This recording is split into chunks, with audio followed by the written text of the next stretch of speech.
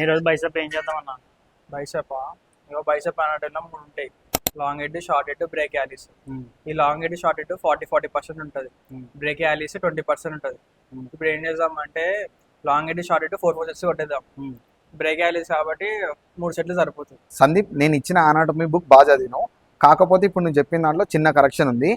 అంత మంచిగా చెప్పినా కంగారెంతురా చెప్తాను కదా. ఇప్పుడు బైసెప్ లో 3 ఉంటాయి: long head, short head, break Alice. Long head, short head 40% ఉంటుంది, బ్రేక్ యాలిస్ 20% ఉంటుంది. కాకపోతే నీ పుల్ మూవ్మెంట్స్ లో లాంగ్ హెడ్ అనేది ఇన్వాల్వ్ అవుతుంది. ఎట్లా అంటే ఇప్పుడు నువ్వు సూపర్నెంటెడ్ గ్రిప్ పట్టుకుని లాట్ పుల్ డౌన్ చేసినా, చిన్అప్ చేసినా, నీ లాంగ్ హెడ్ అనేది ఇన్వాల్వ్ అవుతుంది. నువ్వు న్యూట్రల్ గ్రిప్ పట్టుకుని పుల్స్ చేసినా, న్యూట్రల్ గ్రిప్ పట్టుకుని రోజ్ చేసినా, నీ బ్రేక్ యాలిస్ అనేది ఇన్వాల్వ్ అవుతుంది.